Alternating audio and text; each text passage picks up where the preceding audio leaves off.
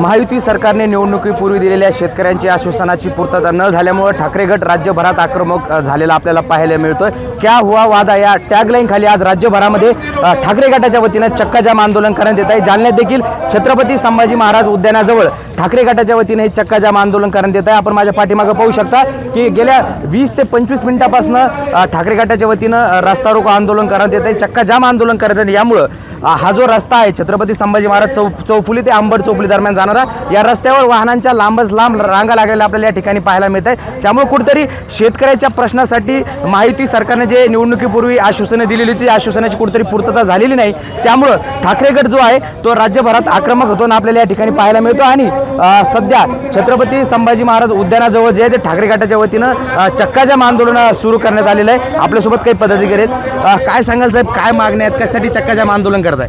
सरकारला त्यांनी जे वादे केले होते ते वादे पूर्ण करण्यासाठी, आठवण करून देण्यासाठी, किंबहुना आता ते वादे निभावतात का नाही ही शंका आल्यामुळं सगळे शिवसैनिक आता रस्त्यावर उतरलेले आहेत आणि कोणत्याही परिस्थितीमध्ये शेतकऱ्याचं प्रथम त्यांनी कर्ज माफ केलं पाहिजे आणि ज्या ज्या मागण्या किंवा जे जे आश्वासन त्यांनी दिलेले आहेत ते पूर्ण करावेत याची आठवण देण्यासाठी आम्ही आज या ठिकाणी आंदोलन केलेलं आहे। गेल्या काही दिवसापासून क्या हुआ तेरा वादा ठाकरे गटाचं आंदोलन सुरू आहे, सरकार दखल घेताना दिसतंय का तुम्हाला? सरकारनं दखल घ्यावी म्हणूनच आम्ही आज या ठिकाणी आंदोलन करतोय। अजून काही पदाधिकाऱ्यांशी बोलण्याचा प्रयत्न आहे। खरं तर ठाकरे गटाचे जिल्हा प्रमुख भास्कर आंबेकर आपल्यासोबत आहे। आंबेकर साहेब, गेल्या काही दिवसापासून क्या हुआ तेरा वादा हे आंदोलन सुरू आहे, सरकार दखल घेताना दिसत नाही। आज राज्यभरामध्ये ठाकरे गट आक्रमक झाला आणि तुम्ही देखील जालन्यात चक्काजाम आंदोलन सुरू केलं।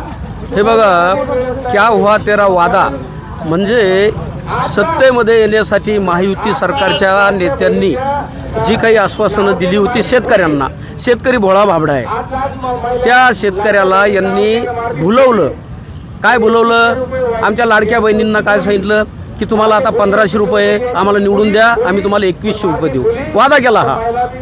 आणि आता निवडून आल्यानंतर ही सर्व नेते मंडळी म्हणते की आमच्याकडे एवढा पैसा नाही, आम्ही देऊ शकत नाही। उलट लाडक्या बहिणींमुळे आम्ही अडचणीत आलो। मग निवडणुकीच्या काळामध्ये मत घेताना हा विचार नव्हता यांच्या डोक्यामध्ये। तुम्ही म्हटले आम्ही कर्जमुक्त करू शेतकऱ्यांना। देवेंद्र फडणवीसचे त्या काळातले भाषणं बघा, कर्जमुक्ती करू करू करू करू 4दा म्हटले ते, आणि आता म्हणतायत की कर्जमुक्ती आम्ही करू शकत नाही।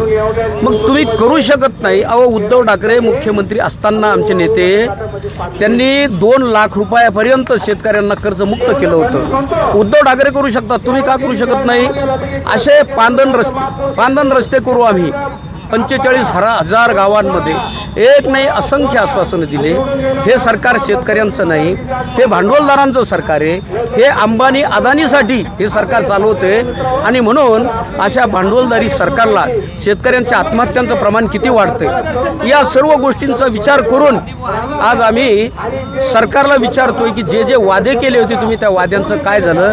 क्या हुआ तेरा वादा हे आंदोलन त्याचं नक्कीच जालन्यात छत्रपती संभाजी महाराज उद्यान जे या ठिकाणी ठाकरे गटाचं जे आहे ते चक्काजाम आंदोलन केलेलं आहे। महायुती सरकारनं निवडणुकीपूर्वी शेतकऱ्यांसह लाडक्या बहिणींना जे आश्वासन दिले त्याची पूर्तता न झाल्यामुळे ठाकरे गट आक्रमक होताना आपल्याला पाहायला मिळतोय।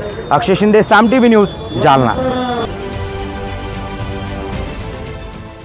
देश विदेशातील प्रत्येक घडामोडींचे लाईव्ह अपडेट मिळवण्यासाठी आता साम टीव्हीच्या सर्व सोशल मीडिया प्लॅटफॉर्मला लाईक, फॉलो आणि सबस्क्राईब करा। तसंच सर्व नोटिफिकेशनसाठी बेल आयकॉन प्रेस करायला विसरू नका।